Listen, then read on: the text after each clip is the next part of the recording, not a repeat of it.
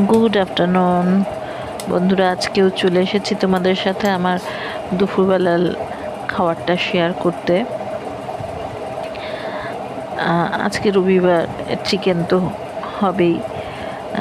আবার সকালের ব্রেকফাস্ট করে দুপুরে খাবার, রাত্রের খাবার সমস্ত অ্যারেঞ্জমেন্ট করে, রবিবারে অনেক এক্সট্রা কাজ থাকে, এই সমস্ত করে আমি আজকে আর বেশি কিছু রান্না করিনি।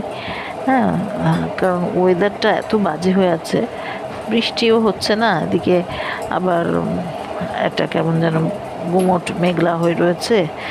হ্যাঁ, না এদিকে না এদিক না ওদিক, এরকম ওয়েদার আমার ভাল লাগে না। মনটা কেমন যেন হয়ে থাকে, কাজের এনার্জি পাওয়া যায় না। যাই হোক, তার মধ্যে সবটাই তো করতে হয়। আজকে বেঙ্গলি লাঞ্চে আমার মেনু হচ্ছে পাতলা মুসুরির ডাল, ঝুরঝুরে আলু ভাজা আর চিকেন কষা। চিকেন কষা মানে একটু কষাই করেছি, একেবারে পাতলা ঝোল করিনি। তরকারি আজকে আর করিনি, তরকারি